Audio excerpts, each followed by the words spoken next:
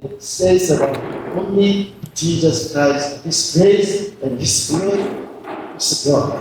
Ang nakagawa ng Biblia ay walang ibang tinutukoy kundi ating Panginoon Kristo, ang kanyang salita, ang kanyang dugo, at ang kanyang buhay.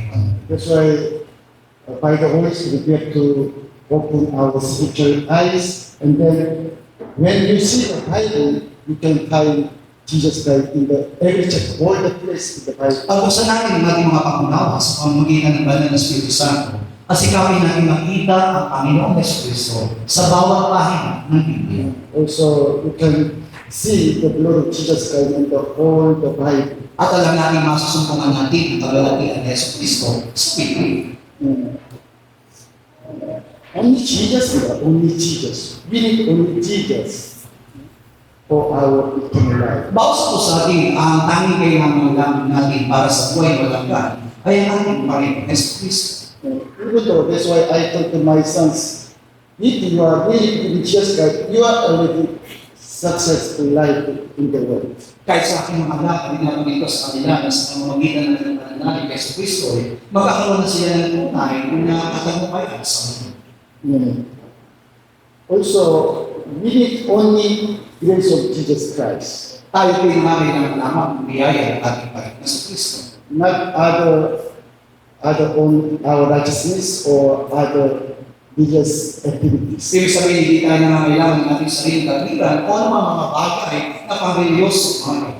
Only by the grace of Jesus Christ, we can into heaven. At ang pagpasok natin sa kalangitan ay sa pamamagitan lamang ng biyaya ng ating Panginoon Yesu Kristo. But in this problem, automatically all the men step by step separate from grace of Jesus and come to the religion. Pero ang nagiging problema ngayon, ang mga mananampalataya, hindi sila humihiwalay doon sa biyaya ng ating Panginoon Yesu Kristo at umahandog sa reliyon. That is also Bible, but every almost church in the Bible also say, first they start by the grace of Jesus Christ, but again they come back to religion. Yan din ang binabanggit ng Biblia na noon ang mga mananampalataya ay malapit sa biyaya ng Panginoon, pero unti-unti na humihiwalay sila sa biyaya at pupunta sa reliyon.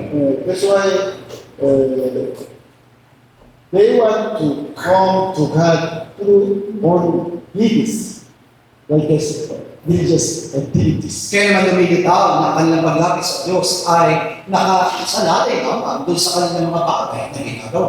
Just they are simply thinking God will accept our sacrifice, but no. God want to accept our God. Maaaring maiisip ng mga mananampalataya ito ay tatanggapin ng Diyos ang mga hain na kanila po niyahain para sa Panginoon. Pero tandaan natin ang pagtanggap sa atin ay sa pamamagitan ng Panginoon. Without grace of Jesus Christ, no one.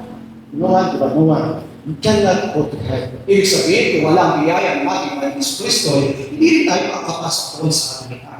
Now, almost people, we don't know about who is God and about also who is man. That's why we have so much misunderstanding about the Bible and God. Halos lahat ng mga tao ay kulang ang kaalaman tungkol sa Diyos at kulang din ang kaalaman tungkol sa kanilang mga sarili mga tao. Kaya naman, nagkakaroon tayo ng maling pamana sa sinasabi. But thanks God because God just asking to us grace of Jesus by faith.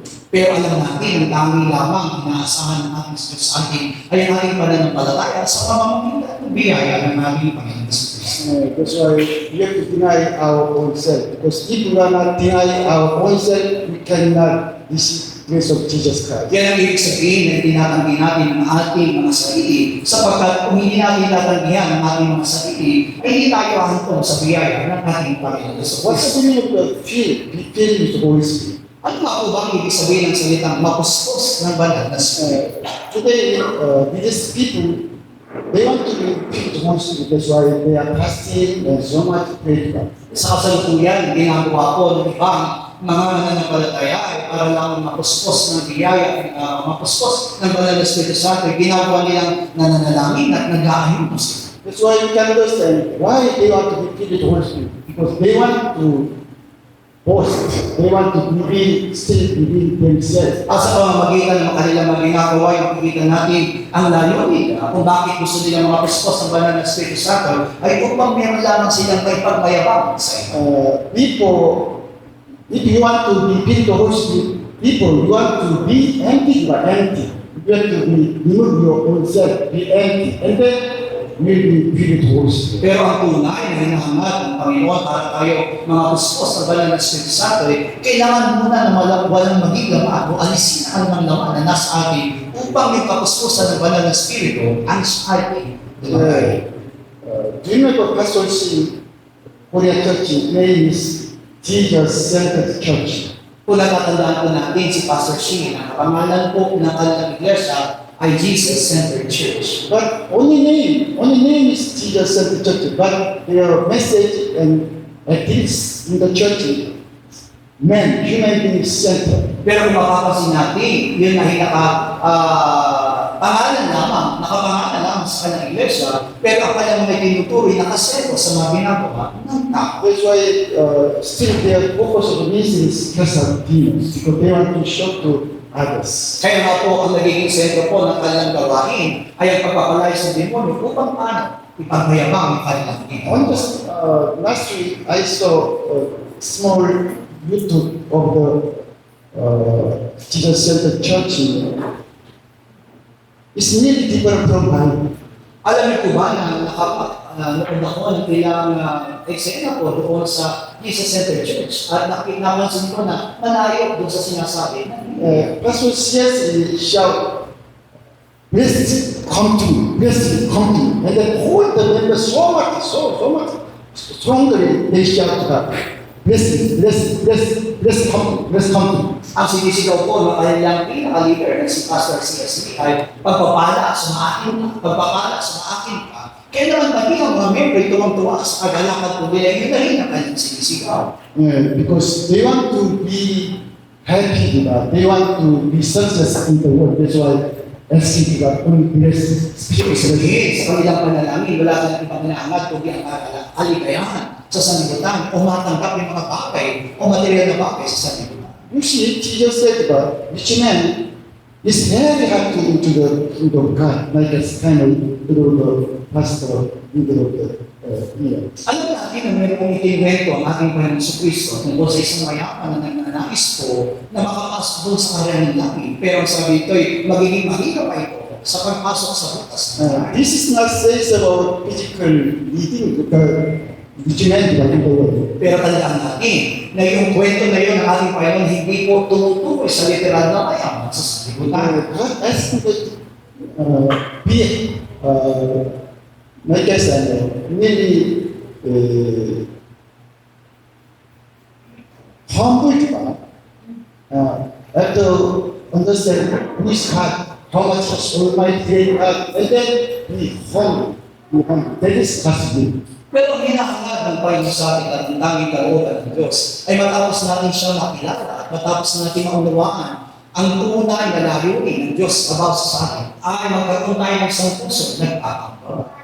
The proud, the boasting mind, that is character. Pero alam natin na kapag tayo nagkaroon tayo ng pagmamataas sa ating mga puso, ay tinataglay natin ang katangian ng diablo. We are not denying about other churches. There's also salvation also in the church. Hindi naman po natin na may tatanggi na paramihan ng mga iglesia, meron din mga talagang kahit. We don't know, but I think even though in the Catholic Church, there's some only few, maybe there's also I think salvation.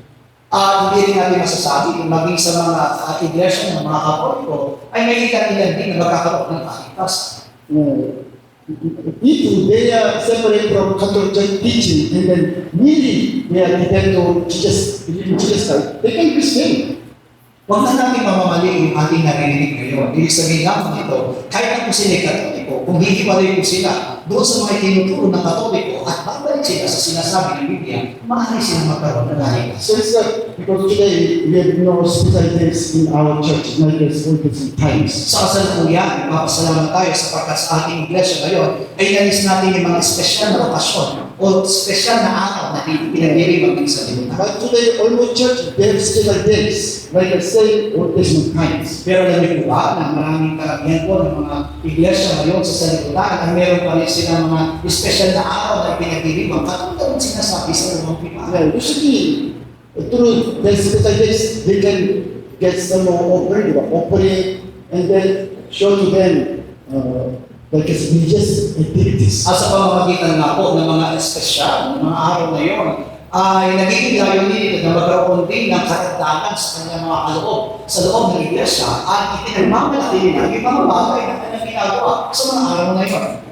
We need to be careful in our faith. Pero kailangan natin maging mahingat sa ating mga mananampalataya. Because we have only one time for our Sa salvation. pag-iisa lamang po ang ibinigay sa ating pag-asa ng Panginoon para sa ating That's kaligtasan. why, like a parent, we have to check all the time, like to check the Bible. Is from God, from the Bible, we believe. But not from Bible, we have to be checked. At katulad ng sinasabi ng Biblia tungkol sa mga Biblia, na kailangan natin siya sa atin kung ano mga bagay na ating naririnig na katuruan. Kung ito'y galing sa Biblia, tanggapin natin. Kung hindi ito galing sa Biblia, huwag natin ito tatanggapin. People, Pastor Kidongi also, she said, only Jesus, they shout in only Jesus, only Jesus. Makikita at napansin din po natin noon kay Pastor Keaton Keaton na wala naman talaga siyang pinapulit kundi ang Panginoon Jesus. At yun ang kanilang Also, isinisigaw. they said we are very young, we receive salvation from Bible, and then also we bring Jesus Christ into the Bible. At sinasabi at sinisigaw nila na ako'y pere at ang tanging kaligtasan ko lamang ay galing sa sinasabi ng Biblia. But today you see, they are already like us heresy believers because separate from Bible. Pero ang naging bungay ngayon ay para po silang mga heresiya o tinatawag na punong-puno na kasinungalingan ng kanilang iglesia at hindi na po tungkol sa Biblia. Yes, because they said Jesus, but their mind is separate from Jesus. Ibig sabihin lamang ito, bagamat binabanggit nila ang pangalan ng ating Panginoon Jesus, pero unti-unti silang umalis o hiniwalay sa sinasabi ng Biblia. They are using the name of Jesus for their pride, and then their own righteousness, and then their riches. Ibig sabihin, ginagamit lamang nila ang pangalan ng ating Panginoon Jesus sa pamamagitan o para sa kapakanan ng kanilang sarili katwiran at para sa kanilang kasagaran. What's the meaning of the heresy?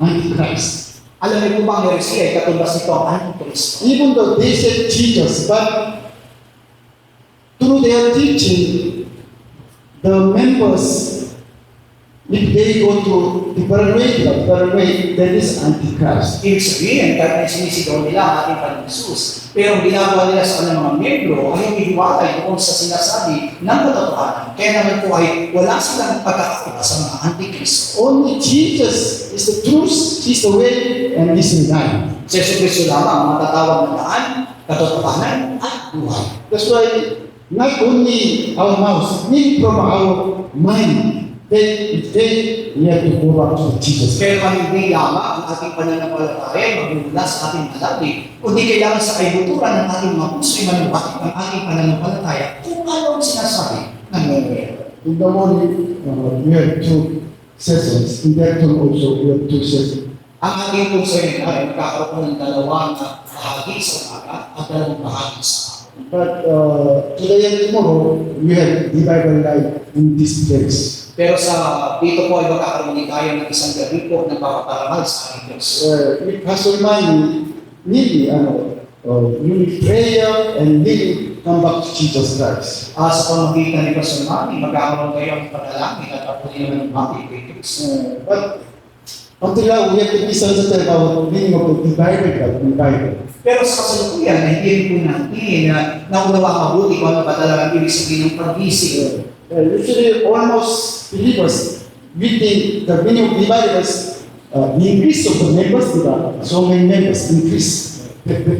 But this is not from Bible. Minsan, akala po natin ang pagkagising ng isang iglesia ay makikita lamang sa pamamagitan po ng paglago ng bilang ng mga mananampalataya sa loob ng iglesia. So, the meaning of the Bible is dying on the cross is Jesus Christ. Pero ang ibig sabihin po ng tunay na pagkagising ng isang iglesia ay ang pakikipag-isa mismo against. In the Bible, only one verse, yes, divided, the word of the divider, Habakkuk, prophet Habakkuk. Ang talaga po ba, isang beses lamang natin makikita yung katagang pagkagising ng isang iglesia at yung masusupungan po natin sa aklat ng Habakkuk.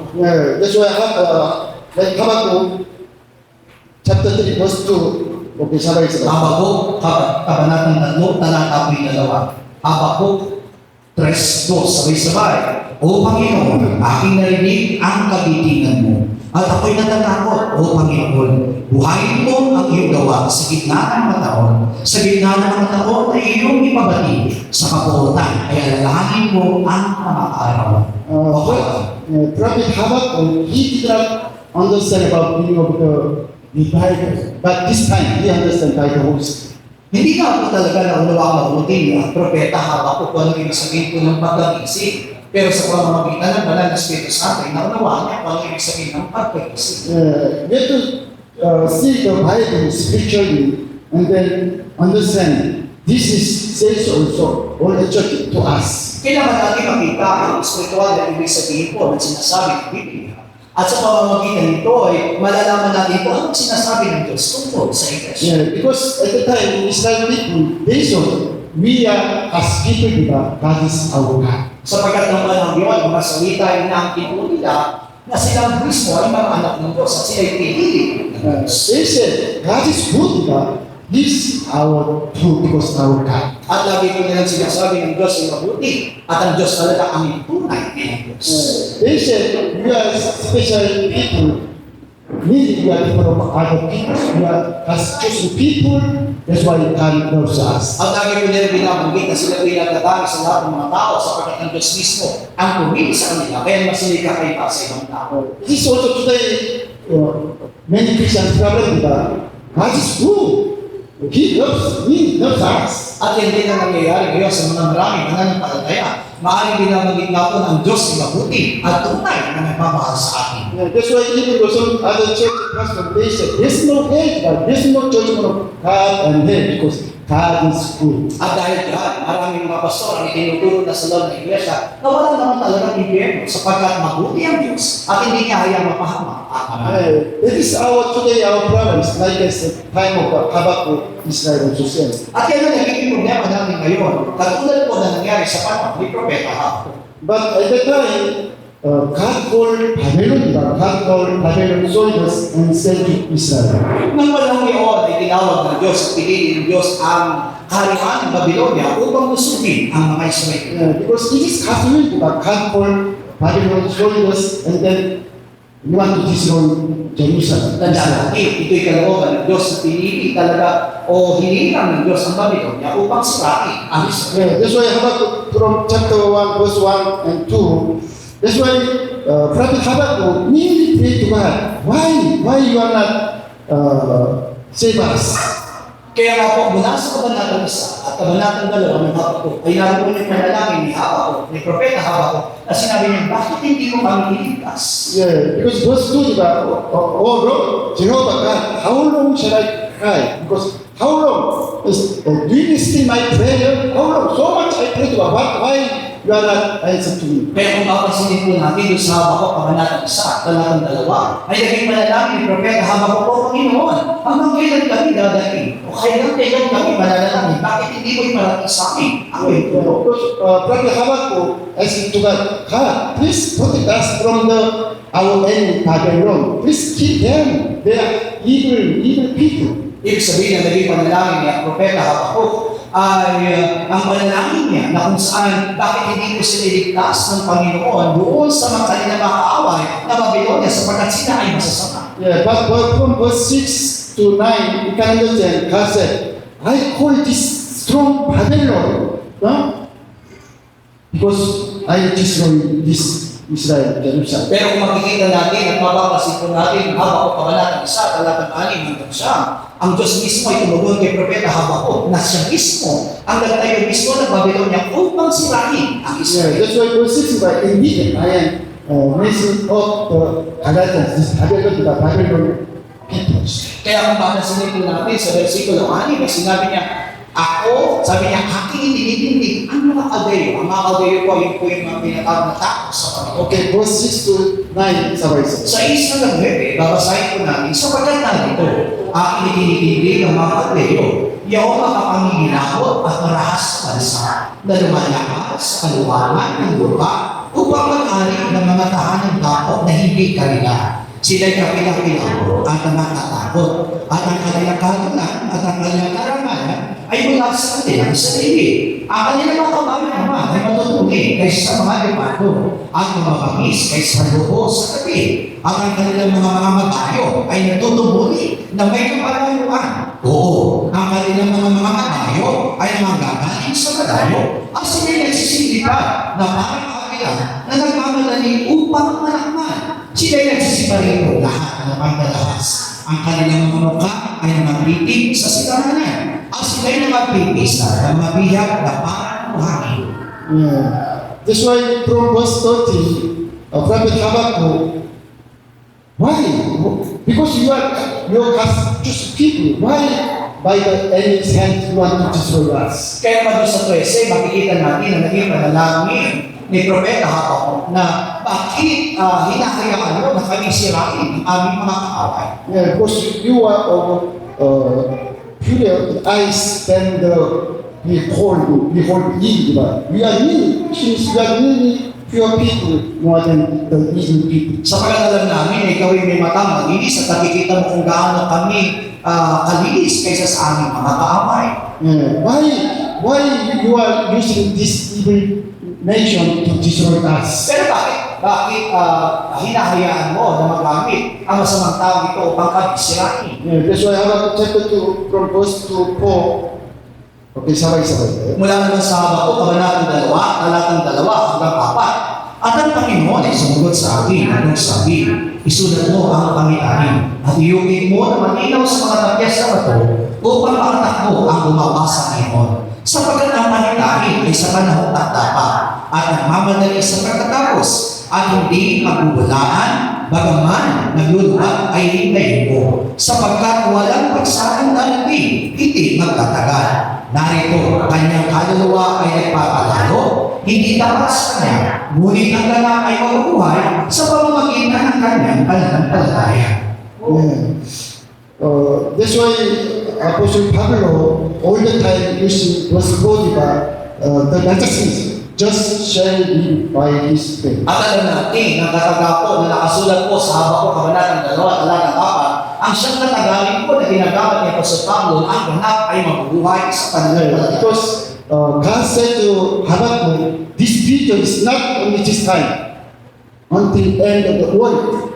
This is send my will, my message. Sapagat ang Diyos din na nagsabi mismo kay Propeta Habakkuk na mensahe pinadala niya doon sa Israel, hindi lamang para sa kanila, kundi ito'y pangwalahanggan na kanyang magiging mensahe.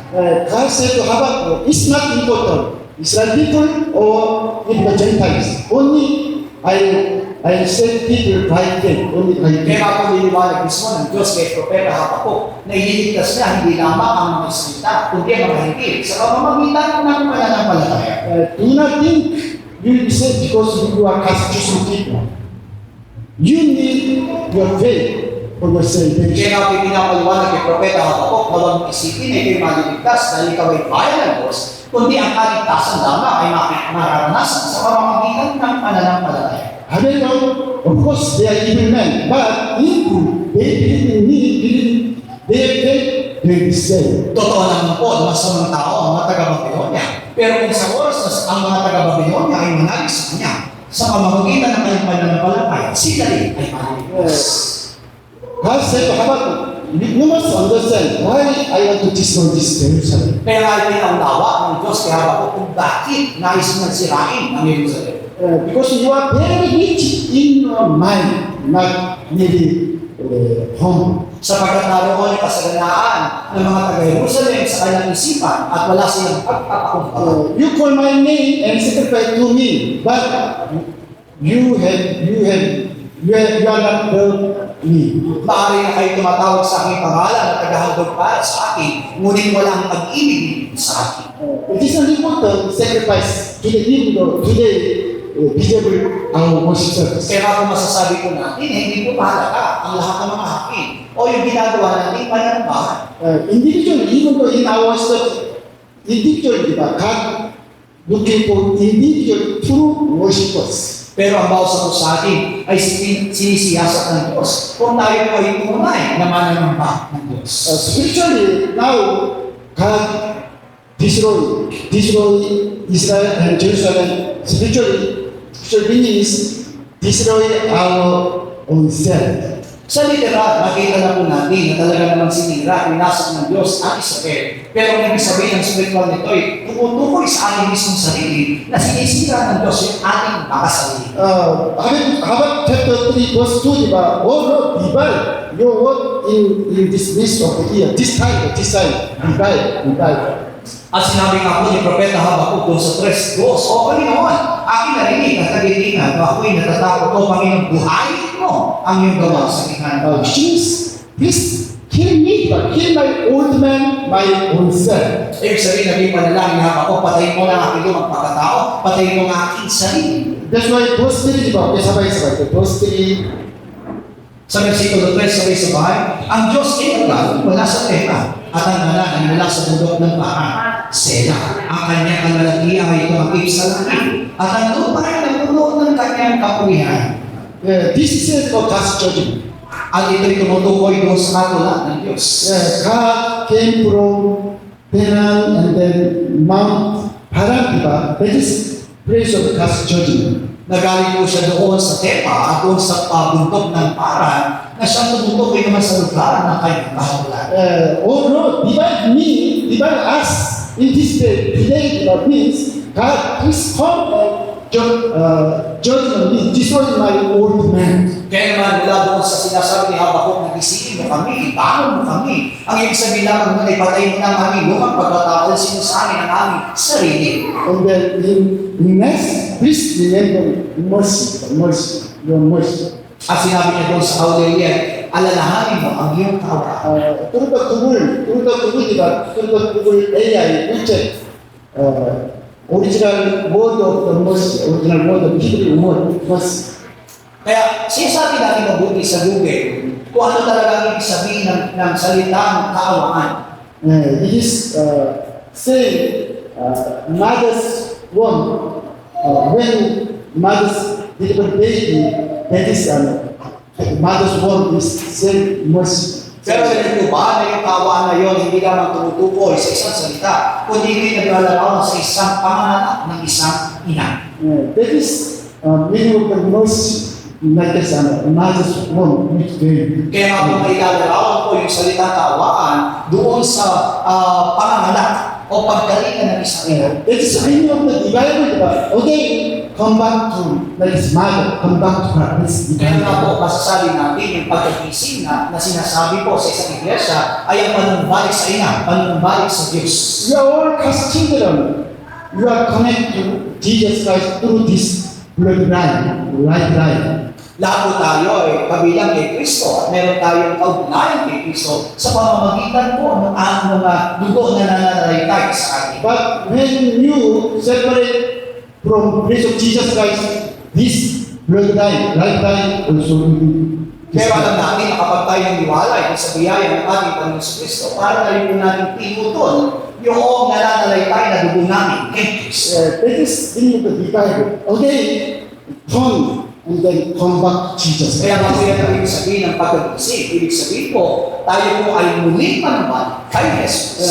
First time when we believe Jesus Christ, we need things back because we understand I am Krishna. Naranasan ang bawat po sa atin na tayo una makakilala kay Kristo sapagkat kinilala natin na tayong lahat ay isang nakasalanan. But step by step, we are separated from grace of Jesus Christ. Pero hindi ay humihimalay na tayo sa biyaya ng ating Panginoon. You also say, when I stay in Japan, I saw my sin. That's why nearly all the time I thank Jesus because you saved me from this sin. At yan din ang aking naging karanasan. Ako po ay nanirahan pa sa bansang Japan na kung saan ang makita ko ang aking kasalanan dahil nagpasalamat ako sapagkat ako'y inibig pa rin. But after we become pastor and missionary, step by step I separate from the grace of Jesus Christ. Pero na ako'y maging pastor at naging misyonaryo, ay unti-unti na akong bumibalay sa biyaya ni Jesus Cristo. We are all same, 100%. We come to the reason, His activities. At alam kong pare-pareho lang ang ating kalalagayan at unti-unti tayo bumabalik sa religion. Because we try to depend on our own activities, like it's offering, and then prayer, fasting, or how much self-reliance in the church. Kaya mas pinagkakatiwalaan natin at lagi natin pinagmamalaki yung ating mga binibigay, yung ating mga paglilingkod na ginagawa sa loob ng iglesia. That's why in our mind, thanks God, because now I am believers. Yeah, believers already we certified in our faith. At dahil sa mga ginagawa natin, ay aring isip natin, sana akong mabuti nga mananampalataya sapagkat nagagawa ko na ang mga bagay dito para sa Diyos. Until we go back to the Catholic all the time, every day, we need to go to Jesus Christ. Pero tandaan natin, hanggang sa tayo makarating doon sa piling ng ating Ama, kailangan ang kinakailangan lamang natin ay bigyan ng ating Panginoon sa Kristo. Like a small baby who is still in the mother's womb, we have to really depend on grace of Jesus Christ. Kung parang isang bata na sinapunan ng kanyang ina, na umaasa lang doon sa kanyang ina, ganun dapat ang mangyari sa bawat sa atin, na habang tayo nabubuhay, ay umaasa lang sa Diyos. Again, I want to remind you, we are only just clay vessel. We treasure our Lord Jesus Christ in us. At bilang pagpapaalala sa bawat sa sa atin, tandaan natin ang ating kalalagayan para tayo isang luwad lamang na nilikha ng ating Panginoon at ang luwad na yon ay tanging lamang lalagyan ni Jesus Cristo. As because only empty vessel. Ibig sabihin, hindi lang lalagyan, walang dapat nakalagay doon, kundi si Jesus Cristo. What's the meaning of the clay? It's meaning you are nothing. You have no life. At ang ibig sabihin po ng luwad na yon ay isang kalabok lamang. Pag sinabing kalabok, wala tayong kwenta, wala tayong halaga. That's why when we really understand, I am nothing, really nothing. If there's no Jesus Christ, I am enemy of God. That is making empty vessel. Kaya naman kung maulawa natin mabuti ang ating kalalagayan, wala tayong halaga, wala tayong kwenta, makikita natin ang kahalagahan ng biyaya ng ating Panginoon Kristo na tayo isang lalagyan lamang. It is denying our own self. Through denying our own self, we have to make empty vessel. To accept, to treasure our Jesus At Christ. yun ang ibig sabihin, ay tinatanggi natin ang ating lumang pagkatao. Ibig sabihin, inaalis natin kung ano man ang laman na meron tayo at ang tanging tatagayin lang ay ang kayamanan natin na si Jesus Cristo. That's why tonight, Pastor Manny, you must start. Crucify me. Crucify me on the cross. At mamayang gabi, kung nais natin talagang naranasan yung pagkakisin sa pamamagitan ni Pastor Manny, ay sigaw natin, ipako ako kung sa krus. God, kill me on the cross with Jesus Christ. At hayaan mamatay ang kasama ni Jesus Cristo doon sa krus. That is divided again of the divided. At yun ang ibig sabihin ng salitang pagkakisin. According to First Chapter 5, there's two kinds of sin, diba? One sin is not leading to death. Another sin is leading to death. Sa unang wala ng lima, ay binabalik ka dalawang klase ng kasalanan.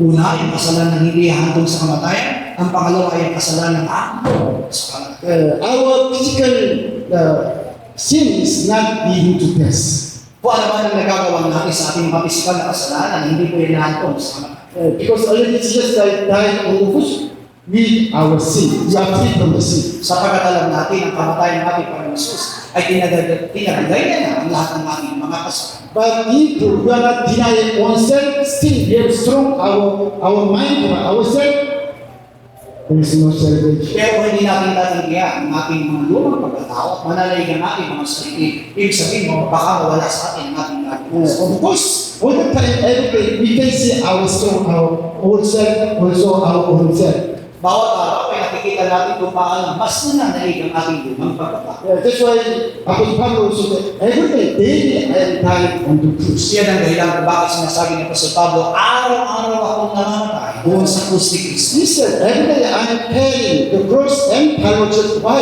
Because the life of Jesus Christ giving to me. Na araw-araw nataglay ko ang krus ni Kristo sa aking buhay sapagat ang hangarin ko ay mahayag si Kristo sa aking araw-araw. That is the meaning of the Bible. Yan ang ibig sabihin ng pagkagising. Yeah. Who's the enemy of God? That is our own self. Sino po yung tunay na kaaway ng Diyos, yung ating lumang pagkatao? That's why usually, time of the Apostle Paul was saying, there's persecution in the church when it is the true gospel. Alam niyo po ba na ang karaniwan talaga nangyayari sa santunay na iglesia, katulad ng naranasan niya po sa Pablo, na magsalita siya ng katotohanan, inusig siya mismo ng iglesia. Because almost people, when they reading the Bible, try to understand through physical mind, not spiritual. Sa pagkakaroon po ng mga mananampalataya noon, kapag binabasa nila ang Biblia, ang ginagamit nila ay kanyang sariling katwiran, sariling kaalaman, at hindi ang katwiran ng Diyos. But God is supernatural because He's Almighty, great God.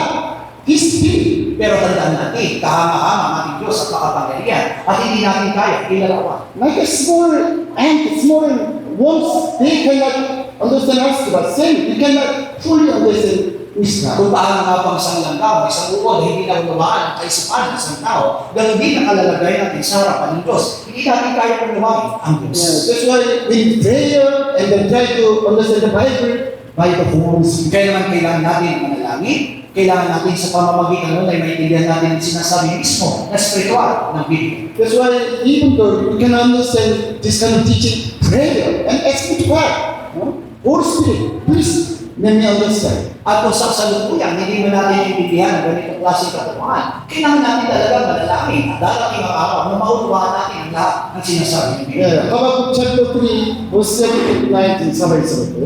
Habakuk, kabanatang 3, talatang 17 hanggang 19. Sapagkat bagaman ang puno ng ikos ay hindi man mamumulaklak, ni magkakaroon man ng bunga sa mga puno ng ubas. Ang bunga ng olibo ay magliligan, at ang mga bukid ay hindi magbibigay ng pagkain. Ang kawan ay mahihiwalay sa kulungan, at hindi na magkakaroon ng makahan sa mga silungan. Gayunman, magagalak ako sa Panginoon. Ako'y magagalak sa Diyos na aking kaligtasan. Si Jehovah, na Panginoon siyang aking lakas. Ang ginagawa niya ang aking mga paa, na gaya ng mga usap. At ako'y panananghanin niya sa aking mga mataas na ako, sa pangulong ng lugtong, sa aking mga panto na kawan. Finally, Prophet Habakkuk, he understands the meaning of the Bible.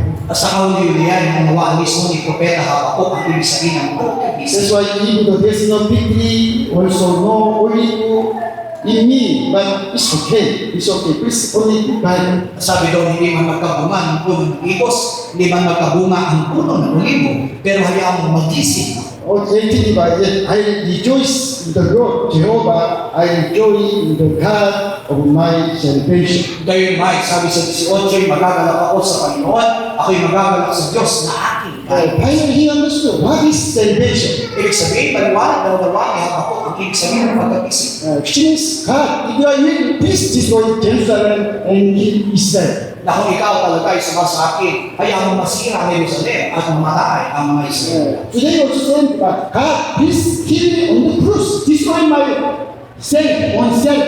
Because that is our At divine. hindi na inaasahan ng Diyos sa atin, magiging panalangin natin. Patayin mo ang aking mga pagkatao, hayaan mo ikaw ang manaig sa akin. This kind of mind is connected to ourselves. At yan po ang tunay na klaseng kaisipan na nakaugnay sa isang kaligtas. Apostle Pablo and disciples of Jesus, they really understand about all this Bible. Kaya maliwanag na si Apostol Pablo ay naunawaan ang sinasabi ng lumang tipan. That's why Apostle Pablo, even the disciples said, justice, not just will be saved by faith, only by faith. Yan ang dahilan kung bakit sinabi ng Apostol Pablo na isang matubig ay mabubuhay lang at maliligtas sa pamamagitan ng pananampalataya. So many times he said to us, you are saved by the grace of Jesus. That is gift. Because you do not boast yourself. At maraming beses na sinabi ko na tayo naligtas sa pamamagitan lamang ng biyaya ng Panginoon at sa pamamagitan ng ating pananampalataya upang ang sipan ay walang ipagmalaki. But usually that is our own character, our own self. You want to boast others. Pero alam natin, ang lahat ng mga tao ay may ganyang klase ng katangian. Mahilig tayong magbayabang sa iyo. Usually God bless me, bless my family. Why? Because I did like this. Kaya naman hinahayaan natin, inaasahan natin na tayo pagpapalain ng Diyos. Bakit? Sapagkat ang sinasabi natin, kailangan mo kong pagpalain kasi ginawa ko ito, ginawa ko ito, ginawa ko ito. Not just people who not just like some members, they said, I sold our house and offered to us. That's why God bless me more, God give me more houses. Katulad na ako ng mga miyembro ng Sobrang Church. Pinagmamalaki nila ako, pinag-build ko na yung aking mga bahay para lang may bigay sa Panginoon. Kaya bigyan mo ako ngayon ng mas malaking bahay. They don't know what is blessing. Ibig sabihin, hindi nila naibigyan ko lang tunay na pagpapalan ng Diyos. We want to be rich in the world, then into the heaven.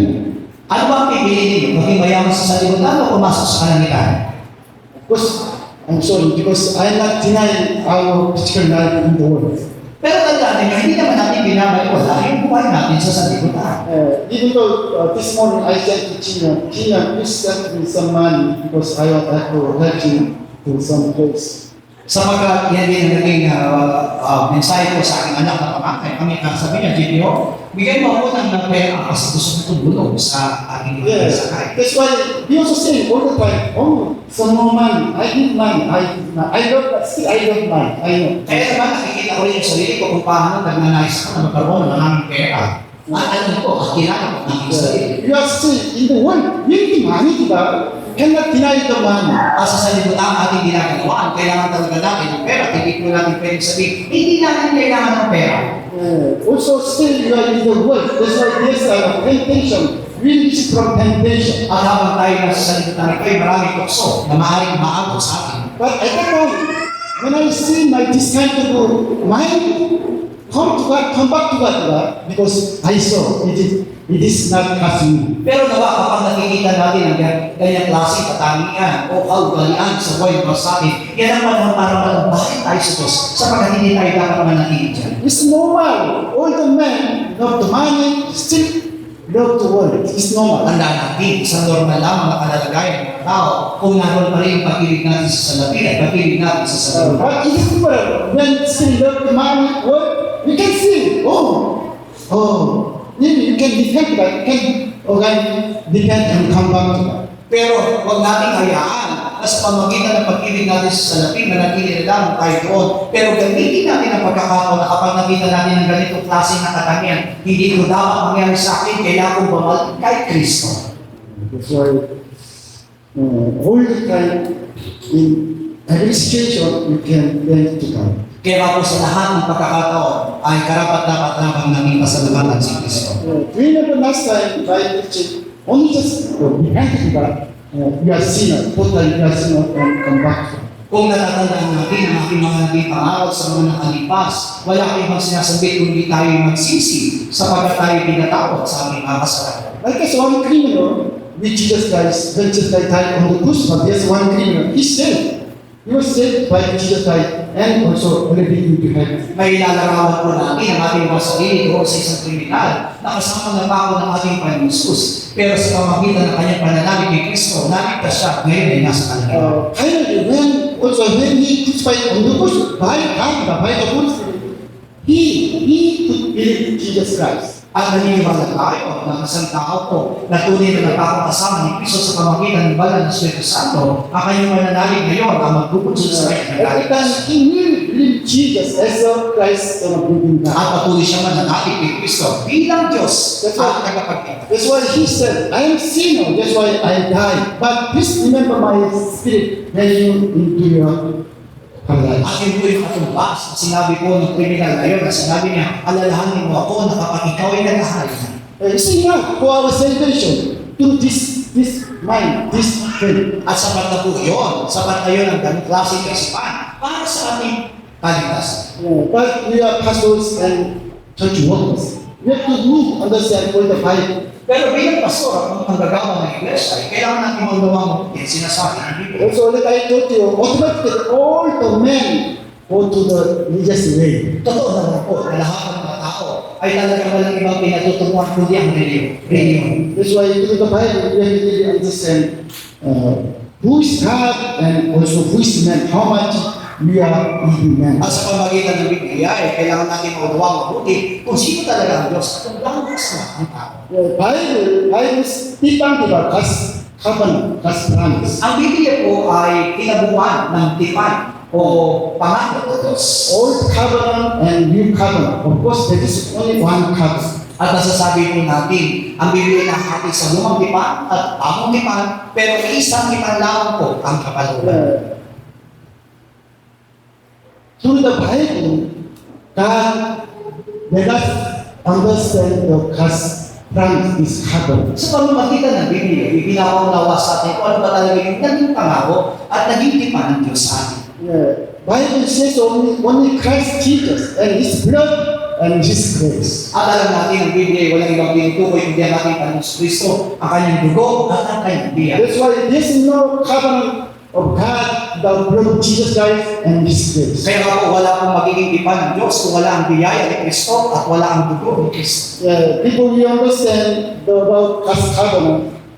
First, please you understand who is Jesus Christ. Pero bago natin mabuti yung naging tipan ng Diyos, unawain natin mabuti kung sino ba talaga si Yesu Kristo. Jesus Christ, He is life. Si Yesu Kristo ang buhay. John chapter 1, John chapter 1. In the beginning was the Word was with God, and the Word was God. Nang pasimula siya ang berbo, at ang berbo ay sumasa Diyos, at ang berbo ay Diyos. Now it says about Jesus Christ. This says about Jesus Christ. That's why verse 4. In Jesus Christ was life, and that life was the life of man. Ang tinutukoy ng versikulo 1 ay ang Panginoong Jesucristo, kaya masinabi niya sa talatang 4, nasa Kanya ang buhay, at ang buhay ay siyang ilaw ng mga tao. Jesus Christ is Son of God. God Himself is life. Si Jesucristo ang anak ng Diyos, siya mismo ay Diyos, pero siya ang buhay. That's why He's from eternity hanggang eternity. Kaya nga po masasabi natin si Jesucristo yung mula sa magkawalang hanggang sa magkawalang. When we eat Him by the Holy Spirit, that is our eternal life. Kaya nga po tayo isa sa Kanya, ito po ang maitutubas natin buhay. All the disciples of Jesus Christ, they understand about the true life, the life. At lahat po ang mga alagad ni Jesucristo ay nawawa ng tunay na buhay. That's why 1 John chapter 1, verse 1 and 2, Apostle John said about life, the life. She said about life, which is life from the beginning. At mula doon sa unang Juan, talatang 1 hanggang 2, ay binabanggit ni Apostol Juan ang tungkol doon sa buhay na naroon sa pasimula. Okay, sabay-sabay. Uno hanggang 2. Yung buwan sa pasimula, yung aming narinig, yung nakita ng aming mga mata, yung aming namasdan, at nahipon ng aming mga kamay, tungkol sa salita ng buhay, at ang buhay na hayag, at aming nakita, at pinatotohanan. At sa inyo'y aming binabalita ang buhay na walang hanggan, at kasama ng Ama, at sa ating ay nahayag. The Logos word, He is Jesus Christ. Yung salita mismo na yun, o yung Logos, ay si Jesus. Because God is Spirit. God revealed Himself through the Logos word. At ang Diyos ay Espiritu, at iyahayag nila ang kanyang sarili sa pamamagitan ng Logos o ng salita. That's why disciples of Jesus Christ, when they saw Jesus, was not only a principle, when they saw life of Jesus Christ, His word, or the life of Jesus Christ, they understand, oh, His word. Kaya naman, nang makita ng alagad ng ating Panginoong Kristo, hindi lamang nila nakita yung literal na Kristo, kundi nakilala nila mabuti ang siyang salita. Siya ang buhay. What's the true meaning of the Ten Commandments? Ano ba ibig sabihin ng 10 utos ng Diyos?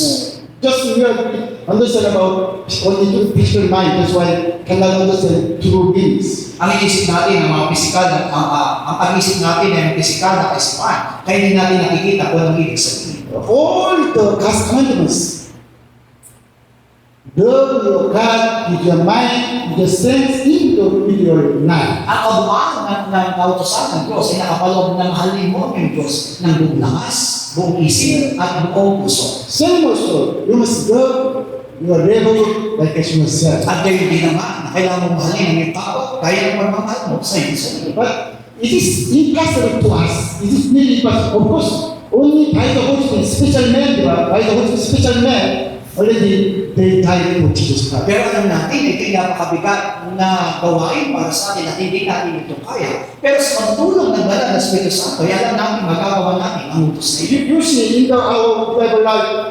sometimes we decide about, okay, I give up everything, hallelujah, but we already next day cancel. Our practice cancel to Jesus. Di ba ba kapag nagkakaroon tayo ng isang pagtitipon o gawain sa ating iglesia, maaaring sa oras na yun ay sinasabi, susubong ko na yung aking sarili, magbabago na ako, pero pagkalipas sa ilang araw, balik na naman tayo sa lahat. We also say all the time, especially in the new year, I decide from this time, from this year, I believe in your servant. But already next day, no more. Yan din ang aking naging karanasan, lalo na kapag bagong taon, kasi sinasabi ko, mula sa taong ito, magiging tunay na likod mo na ako. Pero makalipas ang ilang araw, balik ako sa dati.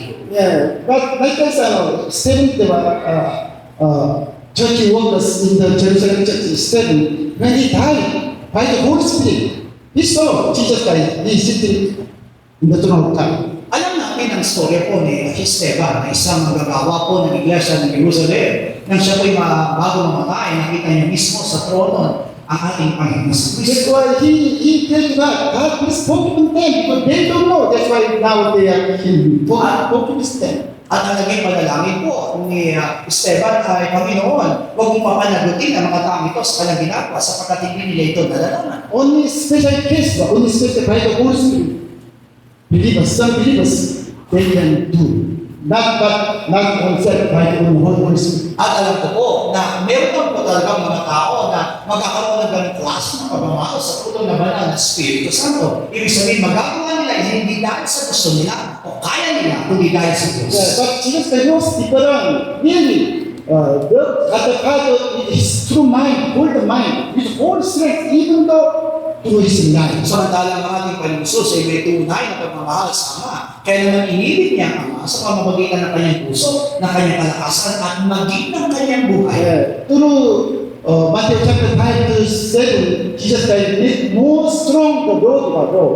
Strong the commandments. Mula sa Mateo 5 hanggang 7 ay makikita natin kung paano mas lalong pinaigting ng ating Panginoon Kristo ang tungkol sa kautusan. You know, according to the Bible, according to history, Jesus Christ, He was not handsome, very ugly, so much ugly, short and ugly.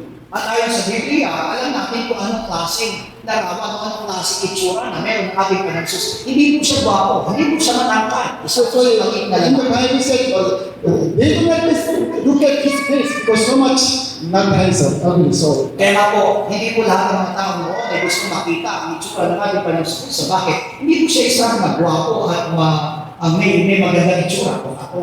That's why people, it is very hard to believe in Jesus Christ as the Christ Son of God. Kaya nung panahon yun, mas nahirapan ng mga tao na manalig sa Kanya bilang Kristo at anak ng Diyos. Like I said, the brothers and sisters of Jesus Christ, family, same family member. Someday Jesus said, I am Christ, I am the Christ, and the power of God. How to believe in Jesus? Kaya nga paano ba ang pasusundin niya, nasusunod niya yung kanyang mga kamag-anak o yung kanyang mga kapatid, nasasabihin niya ako ang Kristo, sumunod kayo sa akin. Until yesterday, Jesus Christ, He made the cabinet as a carpenter, and then they took together and eat. Pero nakita natin kung paano nabuhay ang ating Panginoon sa Kristo, gumagawa siya ng mga kabinet, at patuloy na nagluluto sa kanyang. But suddenly, one day, Jesus said, I am the Christ, and then He did from family, and then followed you. At dumating sa araw, at ginampanan niya ang pagiging Kristo niya, at iniwan niya ang kanyang pamilya at sumunod sama. It's very hard to believe in Jesus Christ as a Christ. Alam ko po na nahihirapan tayo manalig kay Kristo, bilang kay Kristo. But all the disciples, they know the Bible. They check the Bible. Bible, Jesus, who is saying this?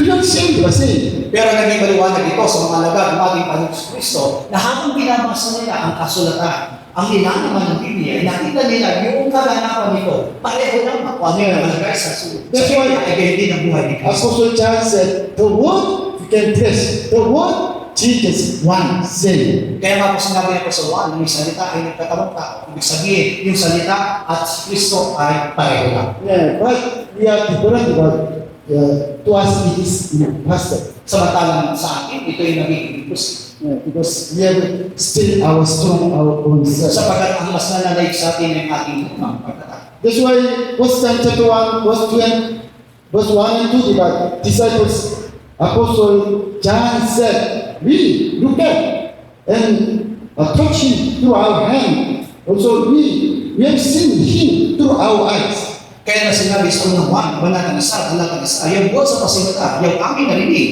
yung aming mga nakita sa mata, yung aming namastaan at nahipon ng aming makamay tungkol sa salita ng buhay. Yeah, this is not says about physical body of Jesus, diba? Not physical body of Jesus. Pero tandaan natin, yung sinasabi dito, hindi lamang yung tungkol sa kanyang pisikal na ano. This Apostle John said, we will teach us, and then literally, and then touching, and then talking. This is not sin, but this is not sin. Hindi ang ibig sabihin, sinasabi ng Apostol Juan, ay yung kadakasama nilang Panginoon, nakita nila, nahawakan nila ang ating Panginoon. That's why he said, the word light appeared to us from the Father.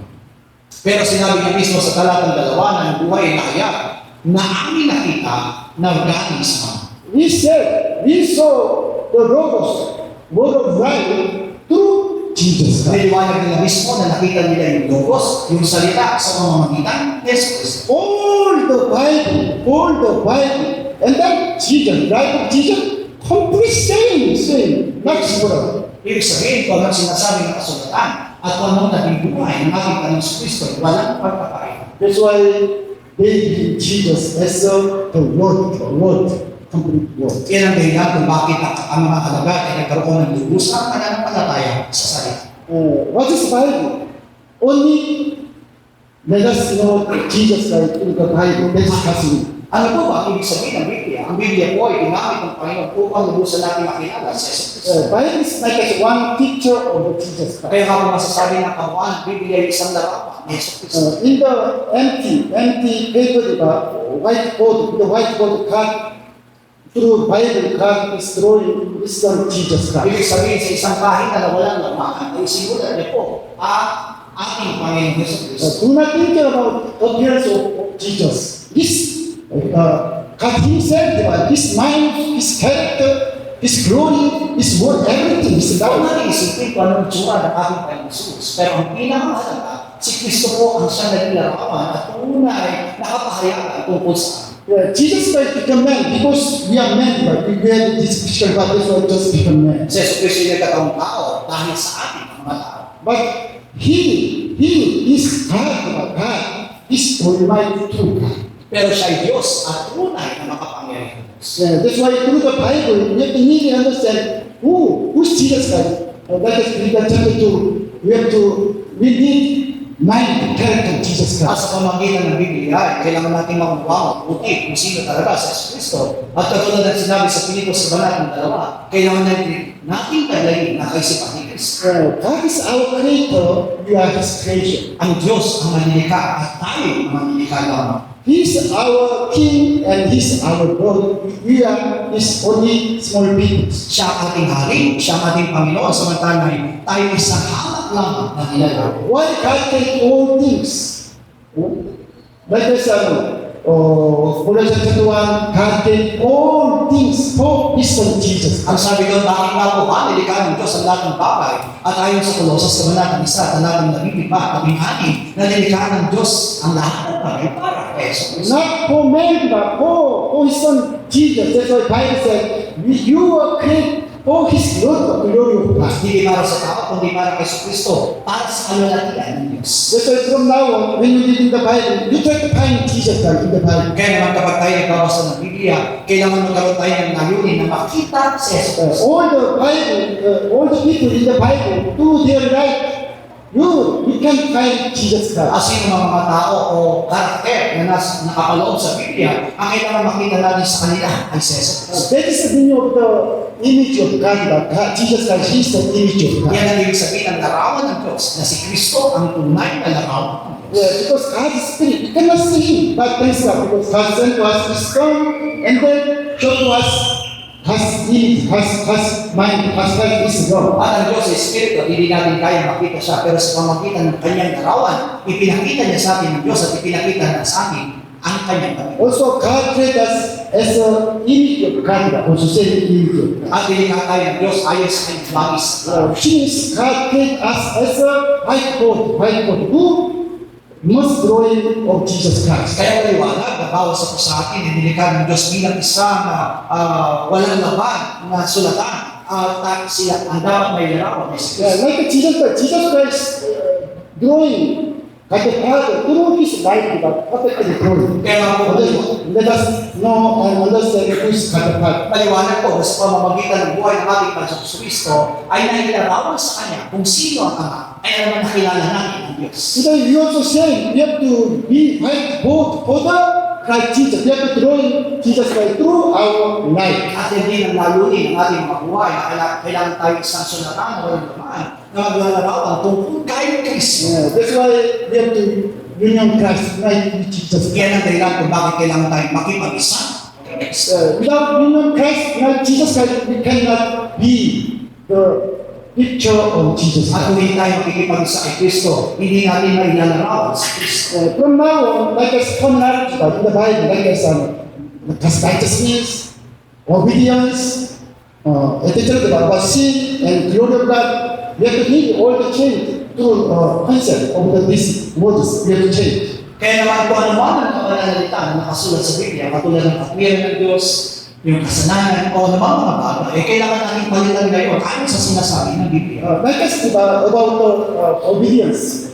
Until now, we are thinking, being of obedience, we obey to God's commandment, one by one God's commandments. Katulad po ng salitang pagsunod, ang akala natin, yung pagsunod na yun ay kailangan natin sundin bawat utos ng Diyos. But Bible is different. You see the obedience of Jesus Christ. Pero yun ang ibang sinasabi ng Biblia, sapagkat inilalarawan ang tunay na pagsunod sa buhay ni Kristo. So, perfectly, 100%, Jesus Christ denied himself. Why? For the will of God the Father. Kasi subis-subis mo ay tinanggi niya ang kanyang sarili. Bakit? Para po masunod ang kalooban ng Diyos. That is the meaning of the obedience. Meaning of obedience. Yan ang ibig sabihin ng pagsunod. Deny his own self, that is obey to God. Na kailangan po natin tanggihan ang ating mga sarili upang lubos natin masunod ang Diyos. But through his mind, we can think, if you have his mind, obey his command, but it is not. Pero sa isang relyoso pananampalataya, ang inisip po natin, kailangan natin sundin. Itong utos na ito, itong utos na ito, itong utos na ito. Of course, Jesus Christ also obeyed God's commandments. We cannot deny about the obey God's commandments. Pag si Kristo naman talaga ay sumunod sa lahat ng utos ng Diyos. But like I said, he forgives the adultery woman. Like I said, John chapter 8, chapter 8. It is power, it is not the law, under the law. Pero magiging pagpapatawad ng ating Panginoon sa Kristo doon sa isang babae na nakahuli na ng pangamal niya. Ito po ay ipinagbabawal na kautusan. Yeah. Also, Jesus Christ cast out demons, he does it on the Sabbath day. Alam natin na si Kristo rin ay nagpalayas ng demonyo at pagaling karamdaman sa araw ng That's Sabbath. why Jewish people, Pharisees, they kill Jesus Christ. Kaya naman, pinatay ng mga Pariseo at mga Saduseo ang ating Panginoon sa Kristo. Jesus Christ obeyed God's commands for us. Si Yesu Kristo ay sumunod sa utos ng Diyos Ama dahil sa atin. It is now, until now, we have a heavy knowledge about the meaning of Christ, about who to Pero hanggang sa kasalukuyan, nagiging karunungan lang sa atin ang pagkikipag-isa kay Kristo. When Jesus Christ also what about natural death, already we are united with Jesus Christ. Nakita natin ang ating Panginoon sa Kristo ay makatanggap ng bautismo na kanyang pag-angat doon sa tubig. Yun na po yung simula na tayo nakipag-isa kay Yes, Kristo. that's why all the Bible says about Mediator. Of course, we have one Mediator, Jesus Christ. At alam natin, ang Biblia ay binabanggit ng salitang tagapamagitan. At isa lang ang ating tagapamagitan ng Diyos, ni Jesus Christ. But in the Bible, there are many mediators in the Israel as a shadow of the true mediator, our Jesus Christ. Pero alam natin ang Biblia po ay tumutukoy o tinutukoy ang marami pong naging tagapamagitan bilang larawan o anino ng tunay na tagapamagitan. Yes, like as Noah's 8 family, diba?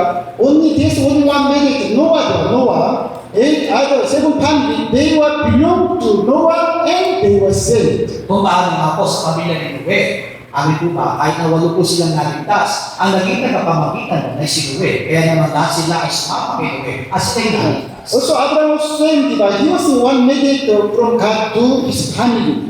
Other family, they were saved into the God only with Abraham, one mediator. Ganun naman, si Abraham ay naging tagapamagitan sa kanyang pamilya. Kaya naman sa pamamagitan ni Abraham, nagkaroon ng kaligtasan ng kanyang buong pamilya. Even though his nephew, diba, that family also they saved because of the Abraham. At alam natin na maging si Lot at ang kanyang buong pamilya nagkaroon ng kaligtasan dahil Yeah, that's why First Corinthians chapter 10, diba? Israel people, they accept water baptism in the Red Sea in Moshe, but in Moshe. sa unang Korinto kabanatang 10 ay nakaranas din ng bautismo sabay-sabay ang mga salita sa pamamagitan ni Moises. Just 1 minute ago, when Israel people into the Canaan, Joshua, diba? Also same name Jesus, Joshua. At nagkaroon din ng isang tagapamagitan ng Diyos sa pamaligtas ng mga salita at makarating doon sa kanan at yun ay si Josue. Na ibig sabihin ng pangalan Josue ay Jesus. So also time of the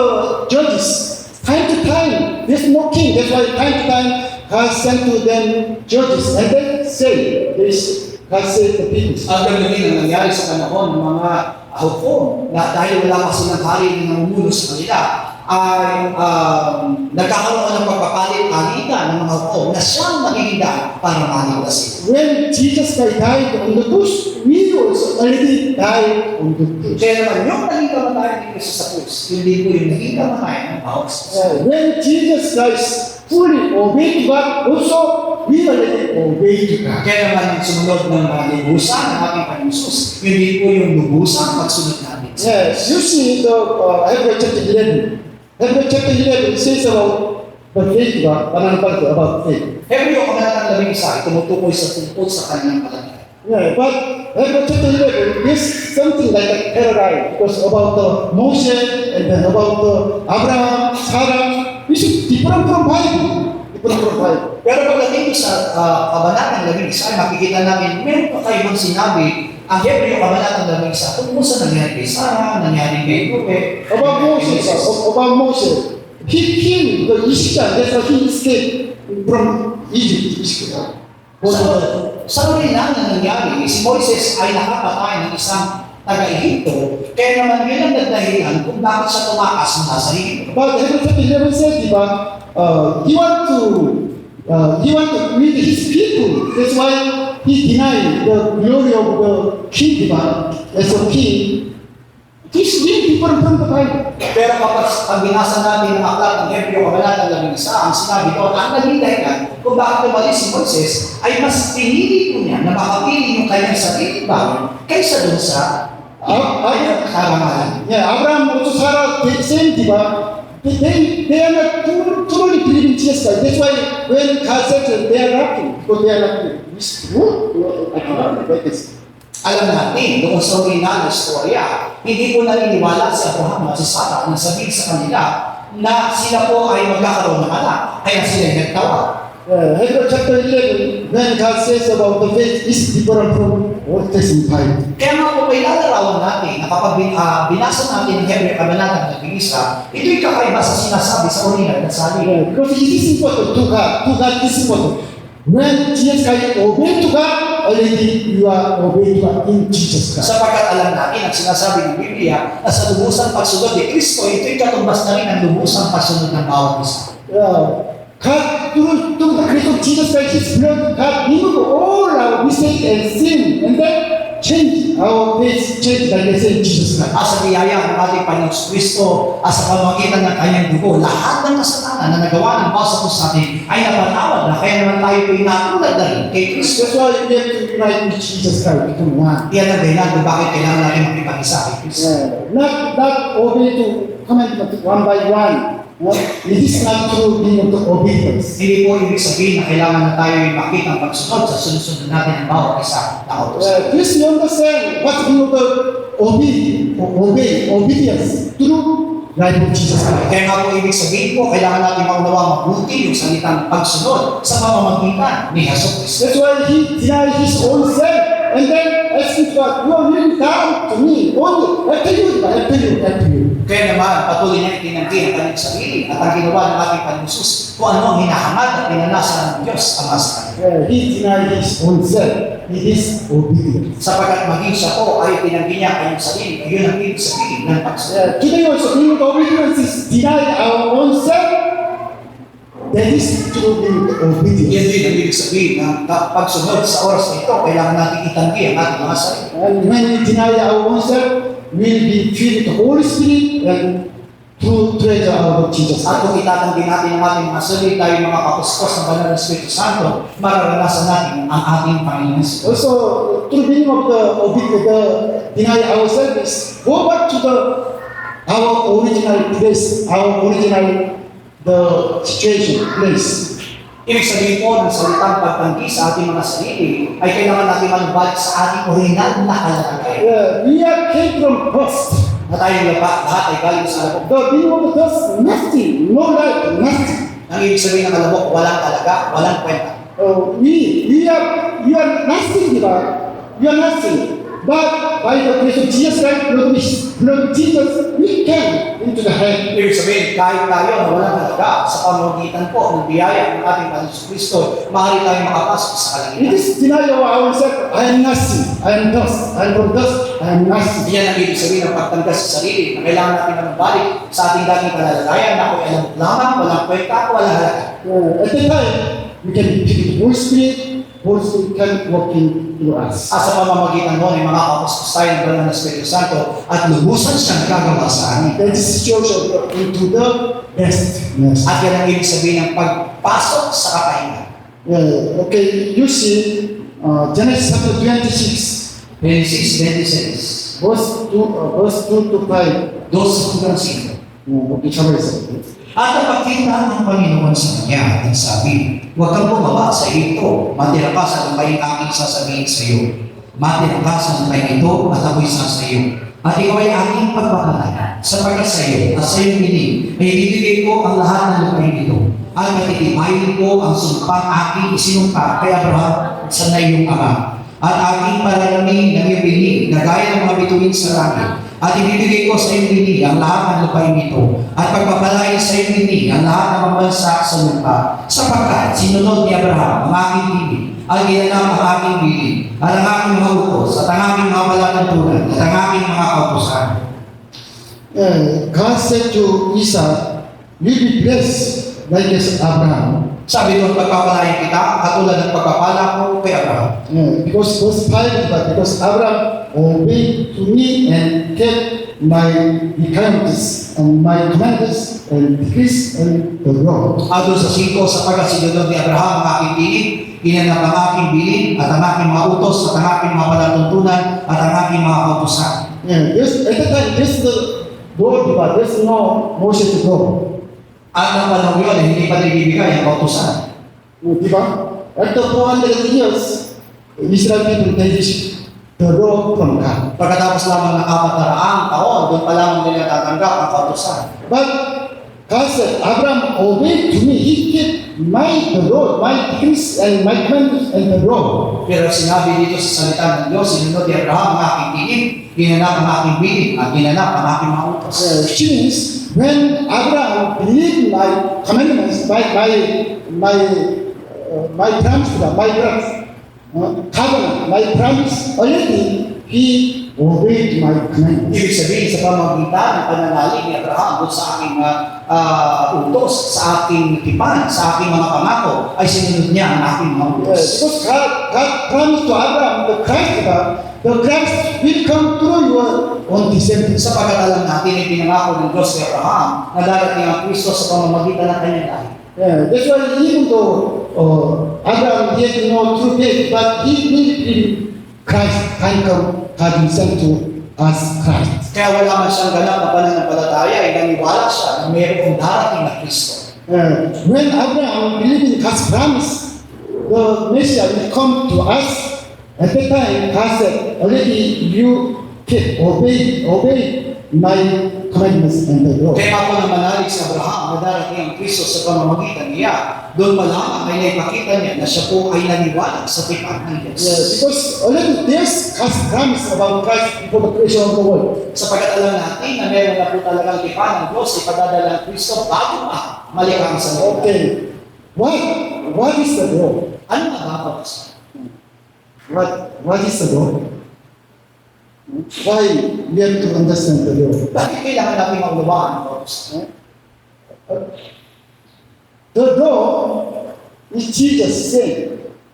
Law explained to Jesus Christ. Alam niyo po ba na ang kautusan at ang si Kristo ay isa lamang ang naglalarawan doon sa utusan ay si Kristo. Yeah, only time to Ten Commandments says about Jesus Christ. At alam natin ang 10 utos ng Diyos ay naglalarawan kay Jesus. You cannot fully obey these Ten Commandments, but kind of the Messiah come and fully obey these Ten Commandments. Hindi natin kaya magusang sundin ang lahat ng mga utos, ang tipan ng ating Panginoon, pero kapag dumating ang Kristo, matutupad na natin ang lahat. My son, Christ Jesus, really will love me with his true mind, his all his sense, his life. Sapagat yung aking anak mismo ang iibig sa akin, ipagbibigay ng kanyang buong buhay at buong lakas. And he love you, like he said, that's why he laid down his life for us. At mamahalin niya kayo bilang kanyang pagmamahal sa kanyang sarili, kaya naman kaya niya ginagawa ang kanyang sarili para sa iyo. This is Ten Commandments, all the law, the most also the word of God in the Bible. Iyan mismo ang kabuuan, kautusan ni Moises at ang lahat ng mga sinasabi ng Biblia. Yeah, that's why when Abraham believed in Christ said, already you obeyed my command. Kaya nga sa pamamagitan, pananampalataya ni Abraham kay Kristo, yun po ay nagkatumbas na rin ang pagsunod niya sa utos. But how about in the religious mind? I obey this one. We want to boast ourselves. Pero sa reliyosong pananampalataya, pinalalagay natin na nasusunod ko ang utos na ito, nasusunod ko ang utos na ito, nasusunod ko ang utos na ito. But James chapter 1 and 2 said that if you obey to God 99%, but you do not obey to God only 1%, you are guilty, you are sin. Pero di ba, sinabi mismo sa aklat ng Santiago, kabanatang 1, kabanatang 2, pinabanggit mo na bagamat masunod mo ang lahat ng utusan, pero lalabag ka sa isa para mo na lang dinalabag ang kabuuan. It's meant that we also say, thanks God, because sometimes still I can say my sin was a mistake. Lahat ng tao po ay pare-pareho. Nakikita natin mismo sa ating sarili. Paano magkakamali at ang gawang kasalanan? People, I saw, not smoking, not drinking. Oh, that's why I am good believers. At iniisip ko noon na kapag hindi ako umiinom, hindi ako naninigarilyo, isa na ako mabuti, mananampalataya. That's why today many Christians, they try to judge others, those who are still smoking and drinking in the church. Kaya nga po maraming mananampalataya, hinahapunan nila yung mga kapwa nila mananampalataya sa loob ng iglesia, lalo na yung mga umiinom pa at naninigarilyo. Because they don't know about what's the purpose of the law. Sapagat hindi pa rin nila alam kung anong layunin ng kautusan. We cannot keep all the commandments. That's why we need only Jesus Christ. Hindi natin kaya lubusang masunod ang kautusan, kaya naman tayo nangangailangan kay Kristo. That's why really, when I see my sin and mistake, I am thanks God. Of course, I repent and thanks God because thanks God. Today also, I saw my sin and come back to you. Pero kapag ako'y nakikita ko ang aking kasalanan, yung aking mga pagkakamali, ako'y nagpapasalamat sa Diyos. Hindi nagpapasalamat dahil nakagawa ko ng kasalanan, pero ako'y nagsisisi. Pero sa pamamagitan ng kasalanan niyo, ay mas nakakapanumbalik ako kay Kristo. That is the purpose of the law. Through the law, we have to really understand why you need Jesus Christ. Diyan mo rin tunay na layunin ng kautusan kung bakit kailangan natin sa Kristo. We cannot into heaven without knowledge of Jesus Christ. Hindi po tayo nakapasok sa kalangitan kung wala po ang katwiran ni Kristo. Only just read the cross of the salvation, the cross of Jesus Christ, by the grace of Jesus Christ, we can into heaven. Sa pamamagitan ng krus ni Kristo, sa biyaya ng ating Panginoon sa Kristo, doon malamang tayo makapasok sa kalangitan. That's why Apostle John said about the commandment. This is God's commandments. 1 John chapter 3, sa unang buwan, kabanatang 3, verse 22 hanggang 24, sabay. 22 hanggang 24. At anumang anihiling ay tinatanggap natin sa Kanya sapagkat inutupad natin ang Kanyang mga utos at ginagawa natin ang mga bagay na kalugod-lugod sa Kanyang paningin. At ito ang Kanyang utos na manampalataya tayo sa pangalan ng Kanyang anak na si Kristo at tayo mga kaibigan ayon sa binigay niyang utos sa atin. At ang tunutupad ng Kanyang mga utos ay mananahan sa Kanya. At siya ay sa Kanya at higit na ikilala natin na siya na nanahan sa atin sa pamamagitan ng Espiritu na Kanyang ibinigay sa atin. Apostle John said, these commandments, believe in the name of His Son Jesus Christ and love one another as His commandments. Ito ang Kanyang utos na manampalataya tayo sa pangalan ng Kanyang anak na si Kristo at tayo magkaibigan ayon sa ibinigay niyang utos sa atin. Apostle John said, believing Jesus Christ as the Christ, Son of Living God, already you are obeying His commandments. Niliwanag mismo ni Apostol Juan ang ating mananalig mismo kay Jesus bilang Kristo at anak ng Diyos na bumaay ay nagpapakita ng pagsunod natin sa Kanya. I know it is very hard to understand. We already died with Jesus Christ on the cross. Maaaring ako mahirap unawain na tayo namatay ng kasama ni Jesus. That's why last time when I teaching about resurrection in our church, many members they cannot understand. At maaaring po na ako ay magtuturo tungkol sa huling pagkabuhay sa mga member, hindi din ito naiintindihan. When died on the cross, already united with Jesus, already we died on the cross with Jesus Christ. Tandaan natin, ang naging kamatayan ng ating Panginoon sa Kristo ay nakipag-isa na rin tayo sa kanyang kamatayan. And then He later death also already. At sa kanyang muling pagkabuhay, kasama na rin tayo muling nabuhay. Yeah.